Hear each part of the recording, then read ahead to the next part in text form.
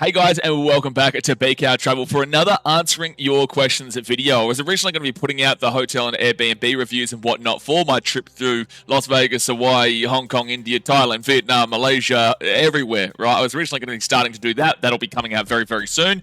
But you guys have been showing so much support and love for these videos where I've just been giving you my perspective and my experience based off of my travels from the questions that you're asking. We've got some amazing questions, and if you want to ask your own about anywhere that I've been and something that you've always wanted to know, or just anything that interests you, please drop in the comment section and there might be a video in the future. Hopefully will be a video in the future answering your question. But today we've got a great question about India, which is such a diverse country. There is so much to talk about with India, and no matter how much you talk about India and how much you experience India, you will never know everything there is to know about this incredibly diverse country in so many factors. And the question here today comes from Dazmate, who is a very long time viewer of my channel over on BK Sport. He's a great supporter, love that man, he's a great dude, and he asks, what was the most positive experience about India, Mr. Travel? Now first off, my name is now apparently Mr. Travel. I was Mr. Sport over there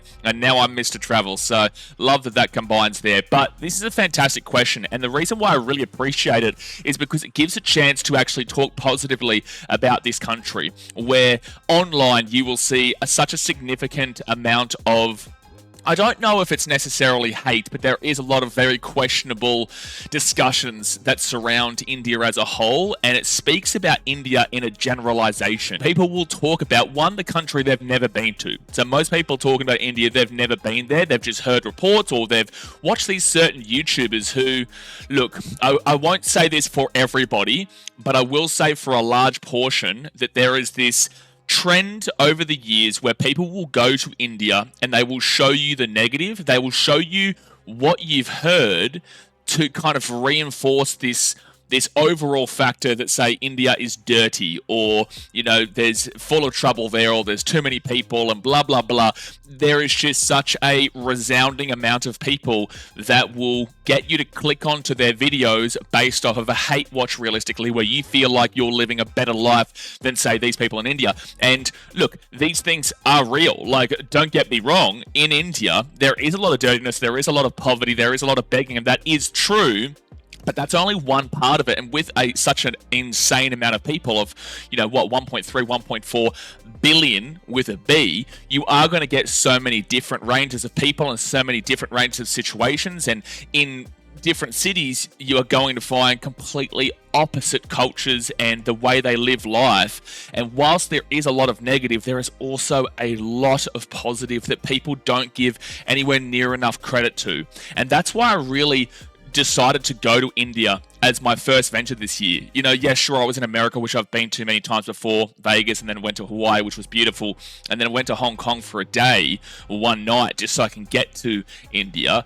But the reason why I decided my first long-form trip solo was going to be India was for the sole purpose of, one, seeing how realistic everyone talks about this country, and two, because I wanted to completely wake myself up to the perspective of living a completely different life in a place that I've never been before, right? Never thought I would actually ultimately go when I was younger because of such negative reports from people online. Now, again, I need to re-emphasize this. There is negative, and the things that they're portraying aren't untrue, but they are very much targeted for a certain agenda and narrative to make you feel a certain way. If you look outside of that and don't just go the generic India travel vlog or India video from people going there and going deliberately to these negative places to get the reaction out of you, you can find so much positivity, man. You can find so much beauty. And I think the most positive experience about India that I had, it does come from Udaipur. There's actually a couple of things here that I can really delve into, but it does come from Udaipur. And the reason I specify there is because, look, I was in Delhi, I was in Agra, and I was in Jaipur. Now, this is known as the Golden Triangle, where pretty much all tourists will go. Yes, Mumbai, obviously much further south, even though it's classed as the west, much further south than this area. And Delhi, Agra, and Jaipur are very hot tourist routes. And I will say that I wasn't a massive fan. I really wasn't. I thought that, well, I had a relatively dangerous situation that happened to me in Agra. Jaipur just wasn't really my vibe, but it was, for mine, the more enjoyable of the three. And again, you can find some really beautiful aspects about the places, even if you have a relatively negative thought process, right? And then Delhi, the same thing. You know, like I had a great deal of fun in Halves Khas when I was there for a week, which was a really cool inclusion into India, which differentiates from the overall thought process. But the reason why I specify Udaipur is because it's a place that not many people will realistically think is India when you go there. And because people have this generalization where India is just one whole country, you don't really understand, if you haven't been there, that India is, they all speak different languages. Like, for example, everyone just immediately assumes that everywhere in India speaks Hindi because that's the globally recognized language for India. But there is like 300 plus languages there. There is a ridiculous amount of languages, and people in the south who maybe speak Tamil or people who speak Urdu and all these different languages, these different forms of the Indian language, they're not necessarily going to understand Hindi at all, because it's a completely different section of India and it's such a massive country. You know, to compare it to Australia, we have such a massive country, but everywhere speaks English, right? But India is, you know, kind of just as big in a lot of ways, and bigger in certain aspects if you take out the central part of Australia where no one really lives. But India is so big and so diverse that you can literally put them into their own different countries, in my opinion. Like, truly, the way the life is there and the way the culture is there is so different from place to place that you can put it all into different countries, which I guess you have seen over the years with certain countries, you know, splitting off. We're not going to go delve into the deepness of that. But the point is that everything is so different. And when you go to Udaipur, you truly get a very different vibe, an extremely different vibe in Rajasthan than you do, say, in Delhi or Agra and Jaipur. You get such a amazingly different vibe in this section, which really does expand your thought process about the entire country. Udaipur was beautiful. Yes, there was uncleanliness about certain aspects of it, but nowhere near as bad as other places. The culture there was very much royalty. There was the sunset was incredible. The people there that I met, which is so incredible. I stayed at a place called Dream Yard in Udaipur, and I actually ended up being here for 3 weeks. So I originally went to Udaipur on my way to Ahmedabad before I went down to Mumbai, but instead of staying there for 1 night, which I planned for, or even 2 nights at a max, I ended up staying there for 3 weeks. I stayed there for 3 weeks. Instead of 1 or 2 nights, I was just going through. And look, there was some great foreigners who were there that helped this journey. My good Italian friend, Gabby, and a couple of girls from England. And Bird, who is a fantastic guy from Scandinavia. I think he was he Norway? I'm so sorry, but if you're watching this and it's not Norway. Was it Norway or Denmark? Oh, I'm so sorry. I feel like it might have been, it's either Denmark or Norway. Gee whiz, that's probably offensive if he sees this. Well, I'm so sorry, Bert. But he's Scandinavian. There you go. I'll flatten it out there and just make it a lot more simpler. So the foreigners that I met there were incredible. But the staff at this hostel that I stayed at, which I don't even usually stay at hostels, but I decided to for this time, the staff there were just so incredible. They were so down to earth. They were always willing to help. And the location was so beautiful, a lot less crowded. The streets were historical, and just overall the beauty of it was just something that unless you really research into India, you're not going to understand is actually India, because you're only going to see it from the big city perspective, which does have a lot of, poverty about it, and that is just a fact in regards to these cities where you can still find positivity, but there is a lot of poverty about these areas. So the best positive experience that I've had was going to Udaipur and seeing a whole different side of India. And it's so limited because there is so many other fantastic places. I wanted to go to Jaisalmer, but when I was in India, that was when there was a bit of kickoff between India and Pakistan, where Jaisalmer was actually having drones and stuff there, so I couldn't get out there.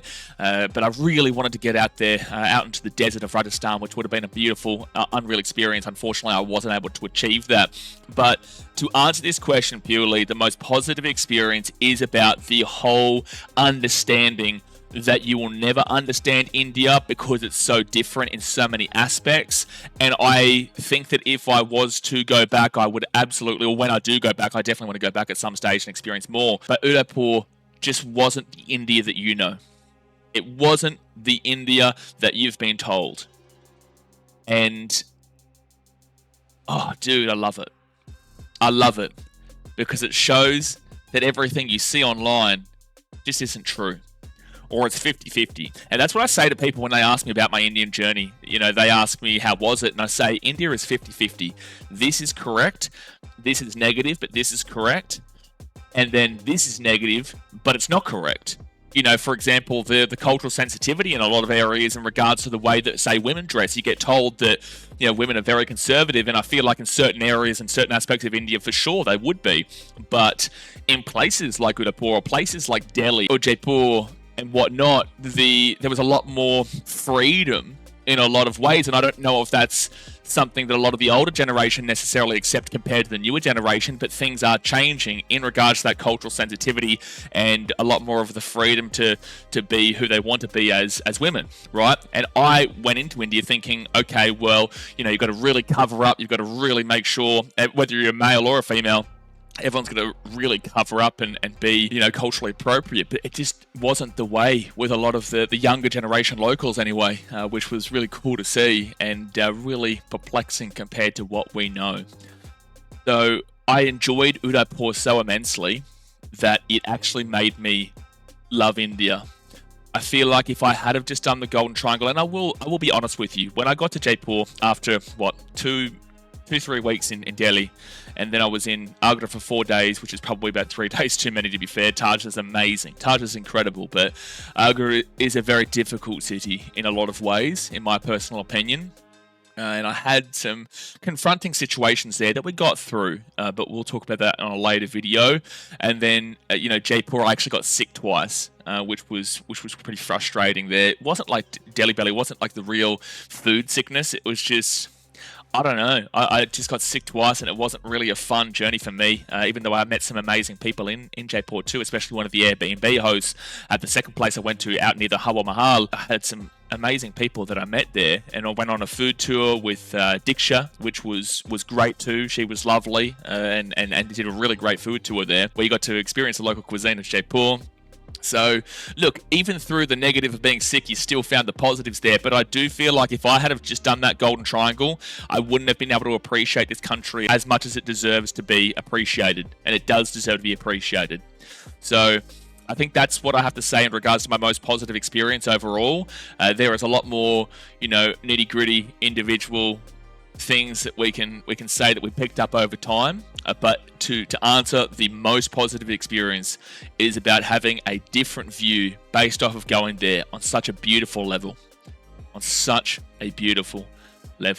So that's what I have to say here in regards to India. Please don't just read everything online and think that everything is dirty and unclean and you're going to get sick and there's going to be dangerous situations and there's so many people that you're going to be overwhelmed. Whilst that overwhelming part might be true, because it does get overwhelming, there are places that aren't as overwhelming.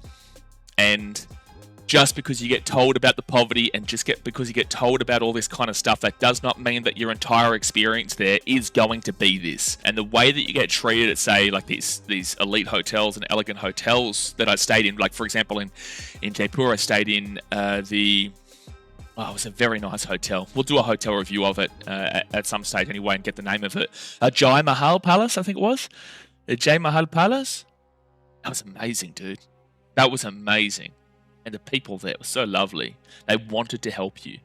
They were so kind and gratuitous. And yes, sure, you're paying for it at that hotel, but that was a pretty wildly common theme with the right kind of people, where you're going to get people who aren't like that, but there was a wildly common theme where they just wanted to welcome you to the country. So that's my answer to this question. Daz, mate, thank you for the comment. If anybody else has a comment, or everyone else who has a comment, please drop it down in the comment section below and let me know what your thoughts were of this video, especially if you are Indian. I'd love to see your thoughts on how I've spoken about your beautiful country. So please drop that in the comment section below, but also ask a question about any country that I've been to, and I'll give you my true and honest thoughts. I appreciate you. Obviously, if you aren't subscribed yet, I would really appreciate it. We just hit 1,500 subscribers, which is really cool to see. So hit that subscribe button if you are new here. We're on our way to 2,000 now, and obviously hit that like button so you can see more videos like this. But I appreciate you, and I'll see you guys next time. Thanks for watching. Catch you later. See ya.